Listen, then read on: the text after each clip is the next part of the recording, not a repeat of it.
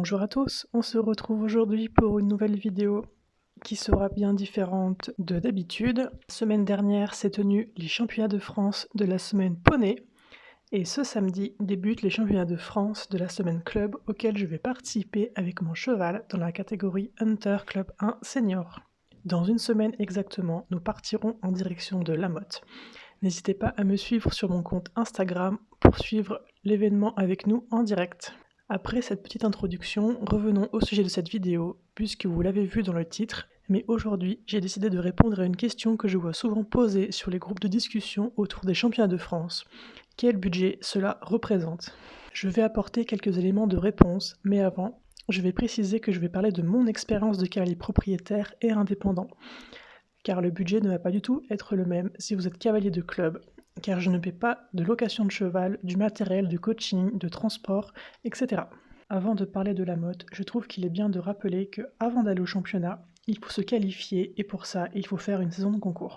Donc je trouvais important d'aborder ici le budget d'une saison de concours. Le nombre de concours nécessaires pour vous qualifier va dépendre de vos résultats à chaque concours. Par exemple, en indice 1, un premier quart rapporte 16 points, un deuxième quart 8 points, un troisième quart 4 points. Et pour me qualifier dans la discipline et l'indice visé, à savoir Hunter Club 1, j'ai eu besoin de 70 points. À titre de comparaison, en CSO Club 1, il faut 140 points et en dressage 80 points.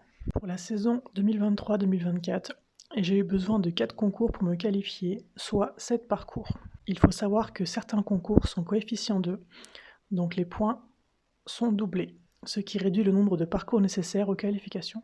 Donc pour mes 7 parcours, j'ai dû payer 126 € d'engagement pour le transport. Et il faut savoir que je tracte avant une place et demie avec une berline, donc ça réduit fortement la consommation en carburant comparé à un SUV ou à un petit camion.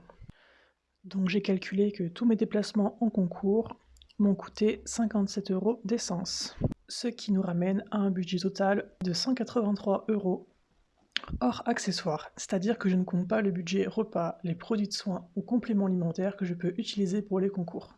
Donc c'est vraiment une fourchette minimale, car si vous avez besoin de plus de concours pour vous qualifier, ça va faire gonfler le budget engagement, et j'ai aussi la chance de trouver des concours assez proches de chez moi, puisque je vais à maximum 50 km, et sans péage, donc ça réduit fortement le budget du transport.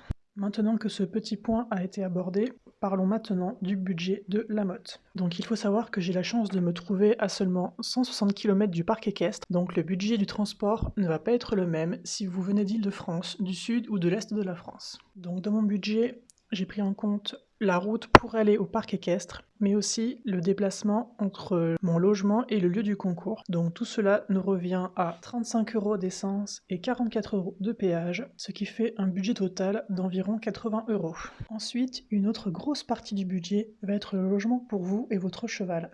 Deux possibilités s'offrent à vous. Soit loger sur place sur les parcelles de camping et dans les box sur le parc. Je vous affiche ici les tarifs de location sur le parc pour l'année 2024. Il faut savoir que la location se fait uniquement à la semaine complète, mais si vous ne souhaitez pas rester la semaine entière sur place, vous pouvez sous-louer votre box ou votre parcelle les jours que vous n'utilisez pas.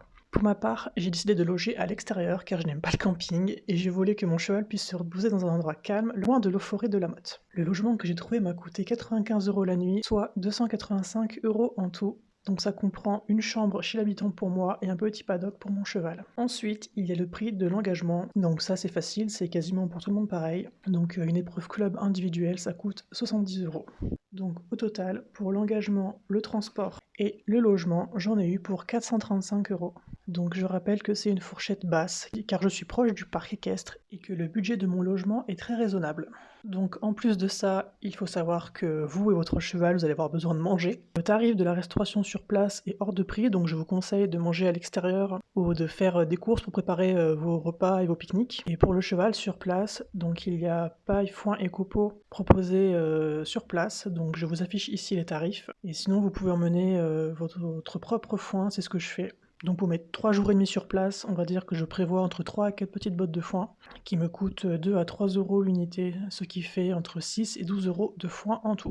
Donc en rajoutant environ 50 € de courses et une dizaine d'euros de foin, on arrive à presque 500 € les 3 jours de championnat. En plus de ça, on peut prévoir un budget extra avec notamment les photos. Je trouve ça dommage de ne pas les acheter car le tarif est vraiment raisonnable. Pour 2022, chez Mindru, j'ai payé 69 € pour le pack numérique, c'est-à-dire qu'on a toutes nos photos en papier et en numérique pour les 3 jours de concours. J'ai eu environ 30 photos et j'ai dû payer, je crois que c'était 5 € en plus pour avoir les photos papier de la remise des prix vu que j'ai eu la chance d'y aller. Donc pour conclure, en additionnant le budget de ma saison de concours et de la motte, cela m'a coûté un peu moins de 700 €. Mais encore une fois, je rappelle, pour la saison de concours, c'est une fourchette basse, puisque j'ai compté uniquement les concours nécessaires à ma qualification. Dans la réalité, j'en ai fait beaucoup plus, et pour les championnats, cela me coûte moins cher que si j'étais un cavalier de club. Donc voilà, j'espère que cette vidéo vous aura plu, qu'elle vous aura permis d'y voir un peu plus clair sur le budget à prévoir pour participer au championnat de France, car même si cela coûte assez cher, je trouve que c'est un événement hyper sympa pour terminer la saison de concours.